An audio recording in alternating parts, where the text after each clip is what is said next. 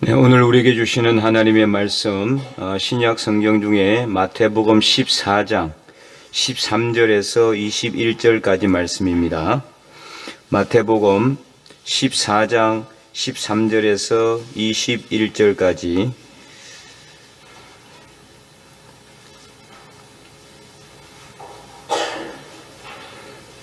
신약 성경 24면입니다. 저와 여러분이 한 절씩 교독하도록 하겠습니다. 예수께서 들으시고 배를 타고 떠나사 따로 빈들에 가시니 무리가 듣고 여러 골로부터 걸어서 따라간지라.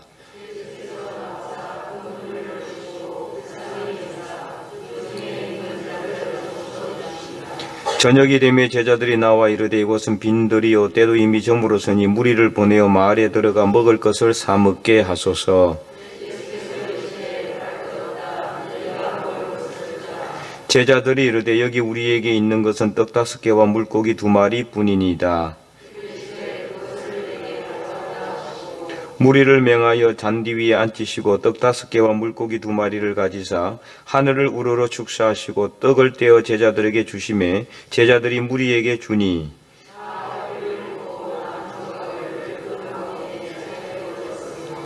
먹은 사람은 여자와 어린이 외에 5,000명이나 되었더라. 아멘.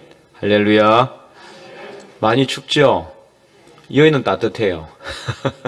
여기 좀 높거든요. 저번에 말씀드렸죠.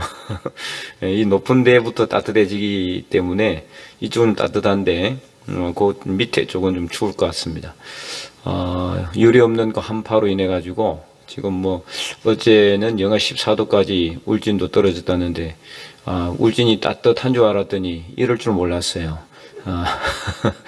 이렇게 추울 줄은 생각도 못했는데 저는 그래도 안동에서 추운 안동에서 10년 동안 단련이 됐기 때문에 별로 괜찮지만 이제 저도 원래 또 추위를 잘 안 탑니다. 아마 이제 여기 따뜻한 데 사시던 분들은 아마 상당히 많이 힘들 것 같아요. 그래서 이제 일교차가 많이 심해지기 때문에 새벽하고 밤하고 낮 온도 차가 너무 심해지면은 이제 감기 걸리거든요. 감기 걸리지 않도록 조심하시기 바랍니다. 오늘 본문은 이제 13절을 보면은 예수님께서 이제 빈들에 가셨다라고 기록하고 있는데 원래 13절, 14절까지만 이제 읽으려고 했는데 이 내용이 스토리가 연결이 안 되기 때문에 다 읽었습니다. 우리 잘 알고 있는 이제 오병이어의 기적의 내용이죠. 오병이어. 오병. 병은 이제 떡을 이야기하고, 이제 어는 물고기. 떡 5개와 물고기 2마리로 남자만 5,000명이 먹는 그런 기적의 역사가 일어난 그런 이제 사건이 오늘 본문에 기록이 되어 있습니다. 그래서 이것을 우리가 다 오늘 한꺼번에 다 볼 수는 없고요. 워낙 내용이 많기 때문에 3주에 걸쳐서 이제 보도록 할 텐데 오늘은 13절, 14절 중심으로 말씀을 보겠습니다. 13절에 예수님께서 들으시고라고 되어 있는데 들으시고 뭘 들었을까요? 무엇을? 12절까지 내용이에요. 13절은 12절에 바로 연결이 됩니다. 그래서 12절까지 내용을 보면은 세례 요한이 이제 헤롯 대왕을 이렇게 책망을 했다가 헤롯 대왕이 자기의 동생의 아내를 빼앗은 일로 인해 가지고 지금 이제 그 세례 요한이 책망을 해 가지고 감옥에 갇혀 있는 상태에서 그 헤롯의 동생의 아내가 이제 헤롯이 막 잔치를 벌릴 때에 그 동생의 여동생의 딸 참 헷갈립니다. 그죠? 딸이 막 춤을 추니까 헤롯이 막 기분이 너무 좋아가지고 무엇을 줄까? 이 나라의 절반도 주겠노라 그러니까 그 이제 어머니가 뭐 시키느냐면은 야, 세례 요한의 머리를 달라 그래라. 그렇게 이제 쉽게 말하면은 청부 살인을 한 거죠. 어떻게 보면은.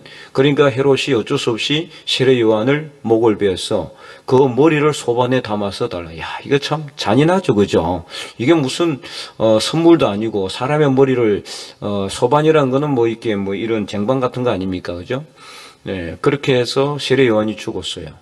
근데 세례 요한이 죽으니까 세례 요한의 제자들이 세례 요한을 이제 시체를 장사 지낸 일을 예수님께 와서 다 보고를 해요. 이야기를 그 내용을 이야기하는 겁니다. 자, 그러면 이제 세례 요한과, 제가 왜 이 세례 요한 이야기를 이제 거창하게 이야기하느냐 하면은, 세례 요한하고 예수님 어떻습니까? 전혀 다른, 전혀 이렇게 관계가 없어요? 그게 아니죠. 세례 요한과 예수님은 아주 밀접한 관계가 있어요. 세례 요한이 온 것은 예수님 때문에 왔습니다. 예수님 때문에. 그래서 세례 요한의 출생 과정을 살펴보면은 세례 요한이 와서 뭘 했습니까? 예수님이 가야 될 길을 먼저 닦아 놓았던 거죠. 물론 두 사람의 나이 차는요, 이제 정확하게 6개월이죠. 예, 정확하게 6개월이 차이가 나요. 그래서 이제 세례 요한의 어머니 엘리사벳이 이제 그 잉태를 했을 때 마리아도 이제 잉태를 했다는 소식을 듣고 엘리사벳은 이제 친족인데 찾아갔을 때 그때 뱃속에 아이가 6개월이나 되었더라. 그렇게 6개월 차이 나요. 별로 차이도 안 납니다만은 그러나 세례 요한은 6개월 먼저 태어나서 예수님이 가야 될, 예수님은 처음부터 사역을 했습니까? 아니죠. 그죠? 30살쯤부터서 사역을 했기 때문에 그 전에 이미 세례 요한은 물로 이렇게 세례를 주는 이런 일들을 했고, 그리고 자기한테 찾아오는 자들에게 회개하도록 했고, 그리고 말씀을 전했고, 그래서 이제 그 길을 닦아놨다라고 볼 수가 있어요. 그래서 이 세례 요한과 예수님은 아주 밀접한 관련이 있다. 예수님이 가기 전에 먼저 세례 요한이 그 길을 간 거죠. 물론 세례 요한이 하나님은 아니지만 그 세례 요한은 바로 하나님께서 예수님을 이 땅에 보내시기 전에 이 유대 땅에 있는 사람들에게 회개라는 것이 무엇인가, 왜 회개를 해야 되는가, 죄라는 것이 무엇인지에 대해서 이 인식시켜주는 그런 역할을 했다고 볼 수가 있습니다. 그러니까 가는 길을, 첩경을 이렇게 만들었다고 볼 수 있는, 지름길을 만들었다고 볼 수가 있죠. 그렇기 때문에 이 세례 요한을 예수님은 아주 높이 평가하는 것도 알 수가 있습니다. 그래서 마태복음 11장에 보면은 예수님께서는 세례 요한은 선지자보다 나은 자다. 그리고 이제 말라기 3장 1절 말씀을 이제 인용해서 사자를 앞서서 내 길을 준비하라고 예언하신 그 사람이 바로 세례 요한이다. 그러니까 이제 제자들이 이 세례 요한이 어떤 사람입니까? 이렇게 물으니까 그렇게 이야기를 한 거죠. 그리고 뭐라고 말씀했느냐면은 여자가 낳은 자 중에서 뭐라고 이야기했습니까? 세례 요한보다 높은 사람이 있다 없다? 없다 그랬어요. 여자가 낳은 자 중에서. 물론 예수님보다 높을 수는 없지만은 그건 예수님 이전의 사람을 의미하죠. 예수님 이전의 사람들 중에서 이 여자가 낳은 사람 중에서 이 세례 요한보다 큰 자가 없다. 그러니까 모세나 엘리야보다 더 큰 그런 사람이라고 그래요. 이 이스라엘 백성들은 모세나 엘리야, 다윗을 아주 존중하고 존경합니다. 그런데 그 사람보다 더 큰 자가 바로 세례 요한이다. 이렇게 이야기했다라는 거죠. 그래서 세례 요한이 비참하게 죽임을 당한 사건이 예수님에게도 전해졌고, 예수님은 아마 이 일로 인해서 상당히 큰 충격을 받지 않았을까 싶어요. 본문에 정확하게 예수님의 심정을 기록하지는 않았지만 예수님께서는 완전한 인간이시기 때문에 슬픔을 느끼기도 하고 비통함을 느끼기도 하고 그리고 아픔을 느끼기도 하고 시장기를 느끼기도 해요. 인간이 가지고 있는 모든 성정을 다 갖고 있단 말이에요. 그렇기 때문에 예수님은 상당히 그 마음의 비통에 잠겼을 것 같아요. 자기 앞에 와서 자기 앞길을 닦아주고 있던 그 정말 위대한 하나님의 종인 세례 요한이 사람들 다 세례 요한을 선지자로 여길 정도로 그 세례 요한은 정말 그런 비범한 그런 어떤 인물이었다는 거죠. 근데 그 세례 요한이 죽어버렸잖아요. 그리고 또 아주 비참하게 죽임을 당한 그 사건을 통해서 예수님은 너무 마음이 아프지 않았을까 그런 생각을 하게 됩니다. 그래서 예수님께서 다시 한번 13절 다시 보시고요. 예수께서 들어오시고 배를 타고 떠나서 어디로 갔다고 되어 있습니까? 빈들로 가시더니 무리가 듣고 여러 고을로부터 걸어서 따라갔다. 이렇게 기록이 되어 있습니다. 자, 그래서 그런데 예수님께서 빈들에 가신 이유가 뭐냐? 빈들에 가신 이유. 사실 마가복음 6장에 보면은 마가복음 6장 우리 한번 펴보겠습니다. 동일 본문이 마가복음 6장 31절.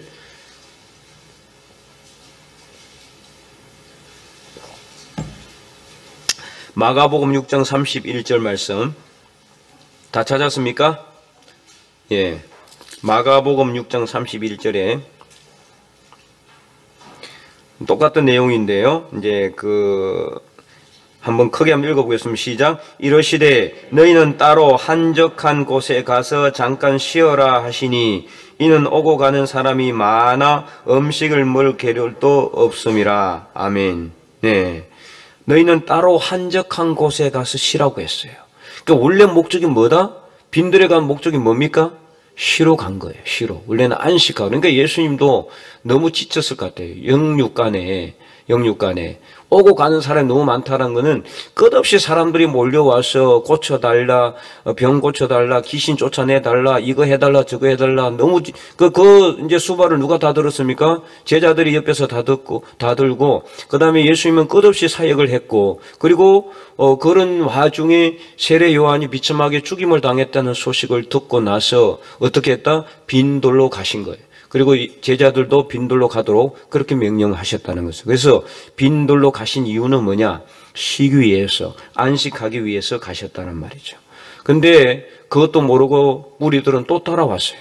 예수님 쉬지도 못하고 또 예수님과 제자들도 쉬지도 못하고 또 일을 해야 되는 그런 상황 가운데 있습니다. 그래서 원래 이제 빈들에 가신 이유는 쉬기 위해서. 그런데 이 빈들에 예수님께서 갔고 제자들도 갔는데 누구도 따라왔다? 무리들도 따라왔습니다. 근데 이들을 따라와서 이들이 그 빈들에서 무엇을 했습니까? 뭐 캠핑을 했습니까? 체육대회를 했나요? 말씀을 들었습니다. 예수님으로부터 말씀을 듣고 그 예수님의 입에서 나오는 하나님의 나라, 천국에 대한 말씀을 들었다라는 것이죠. 그래서 이 빈들은 사실은 어떻게 보면은 말씀 외에는 아무것도 없는 곳입니다. 하나님의 말씀 외에는 아무것도 없는 곳이 바로 이 빈들이었어요. 그래서 제자들이 나중에 뭐라고 합니까? 15절에 보면은 저녁이 되매 제자들이 나와 이르되 이곳은 빈들이요. 빈들. 아무것도 없단 말이에요. 빈들이란 뜻이 황량하고 아무것도 없어요. 먹을 것도 없고 마실 물도 없고 그 다음에 어디 뭐 쉴만한 어떤 자리도 없고 편안하게 앉아있을 어떤 그런 곳도 없는 거예요. 아무것도 없어요. 황량한 벌판 같은 아무것도, 그러니까 빈들이라 그러는 겁니다. 그래서 아무것도 없는 이곳에 예수님께서는 가셨다라는 것. 그래서 이 빈들은 바로 무엇을 의미하느냐, 오늘 바로 우리가 하나님과의 1대1로 대면하는 자리가 바로 이 빈들이다. 이것을 우리가 알아야 된다는 거죠. 만약에 이곳에 사람들도 있었고 살고 있었고 먹을 음식도 있었고 음식점도 있고 식당도 있고 그 다음에 뭐 물을 파는 술을 파는 그런 음료수 파는 가게도 있고 여러 그런 많은 도시 문화들이 이곳에 있었다라면은 이곳은 빈들이라고 할 수가 없죠. 그리고 그런 것들이 많이 있으면 어떻습니까? 다 풍족하죠. 네, 모자라는 게 없습니다. 모든 것이 예비되어 있습니다. 그곳에 가서는 우리가 하나님께 기도할 수 있을까요? 그곳에서는 하나님 말씀을 듣기는 힘들 겁니다. 그런 꽉 차 있는 어떤 필요한 것으로 다 꽉 차 있는, 채워져 있는, 그래서 우리가 손만 뻗치면 뭐든 가질 수 있고 만질 수 있고 만족시킬 수 있는 모든 것이 채워져 있는 곳에, 그곳에 가면 우리가 기도할 수 있을까요? 그곳에는 말씀을 들을 수가 없습니다. 왜요? 우리 욕구를 충족시키는 것들이 다 있기 때문에. 애써 기도하지 않아도 얼마든지 먹을 수 있고 입을 수 있고 내가 만족할 수 있는 그런 곳에서는 우리가 하나님을 쉽게 만나기가 어렵습니다. 그러나 이 빈들은 어떻습니까? 아무것도 없어요. 먹을 것도 없고요. 모든 것이 부족합니다. 부족한 것이 아니라 아예 없어요. 그렇기 때문에 오직 하나님 외에는, 하나님 말씀 외에는 아무것도 없는 곳이 바로 그곳에 우리는 가야 된다는 거죠. 그럴 때 우리는 진정으로 하나님과 1대1로 대면할 수가 있어요. 그러지 않으면은 세상의 소리 때문에 우리가 하나님의 소리를 제대로 듣지 못해요.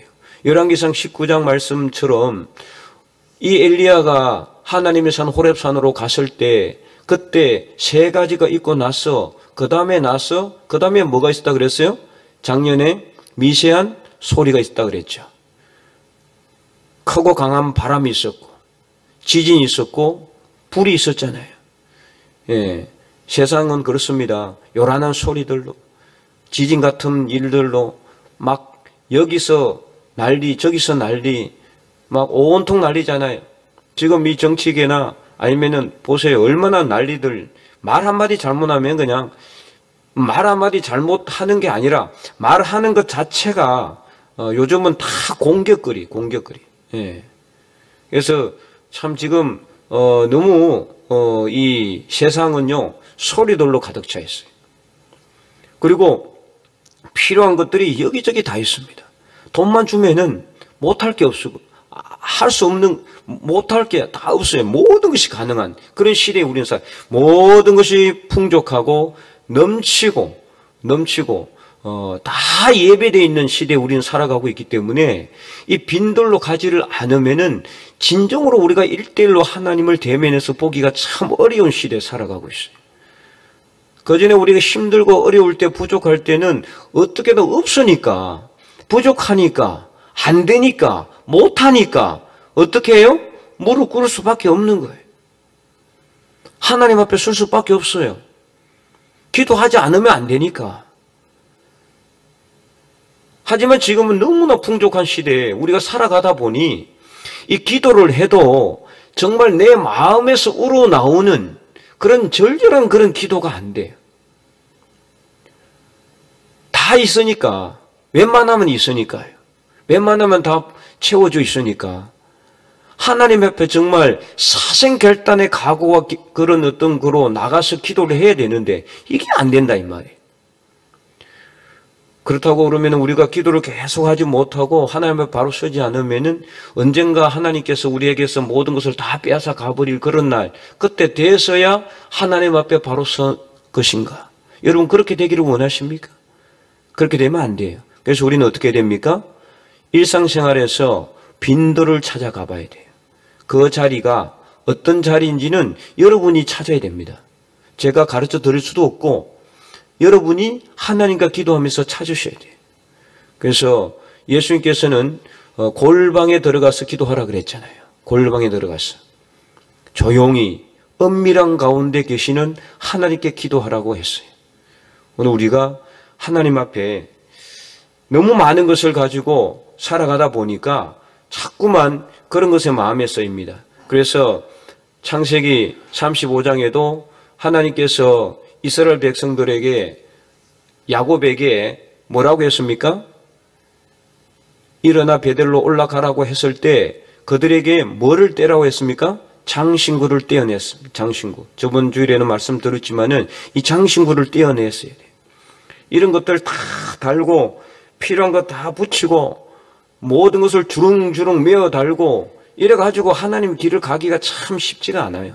욕심, 덩어리들 다 떼어내야 돼. 세상의 미련, 세상의 욕심, 세월 이들을 다 떼어내고 그리고 어디로 가야 되느냐? 빈들에서 하나님과 우리는 1:1로 대면하고 그래서 하나님이 나를 통해서 어떤 일을 하기를 원하시는지 하나님이 나를 통해서 어떤 계획을 갖고 계시는지 그것을 우리가 알아봐야 된다 이 말이에요. 세상의 소리와 모든 것이 다 예배되어 있는 풍족한 세상에서 우리는 하나님 앞에 바로 서기가 너무 힘들어요. 그래서 예수님은 오늘 예수님 제자들과 함께 빈들로 가셨고 그 빈들에서 아무것도 없다는 것을 제자들도 알았기 때문에 무리들을 마을로 보내가지고 뭔가 사 먹게 하자고 그렇게 제안을 하고 있는 것입니다.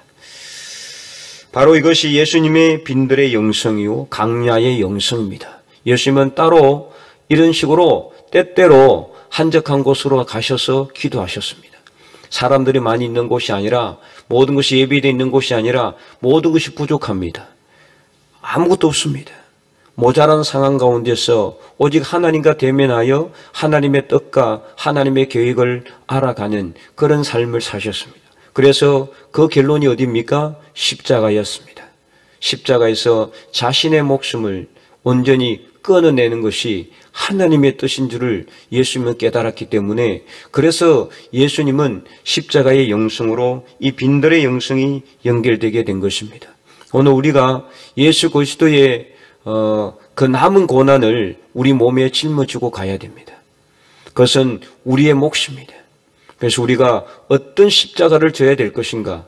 그 고난이지만 그러나 그 고난은 그 고난으로 끝나는 것이 아니라 결국에는 영광의 부활의 면류관으로 우리에게 돌아오게 된다. 그래서 우리가 이 시대에 빈들로 나가서 빈들을 찾아서 빈들에서 하나님을 만나고 하나님과 일대일로 대면하여 오늘 우리를 통해서 하나님이 어떤 일을 하기를 원하시는지를 다시 한 번 더 깨닫고 올 한 해 성령의 능력으로 충만한 우리 교회가 되기 위해서 내가 어떤 일을 해야 되고 무엇을 향해 가야 될지 빈들에서 하나님을 만나는 저와 여러분의 삶이 될 수 있기를 주님의 이름으로 간절히 축원드립니다.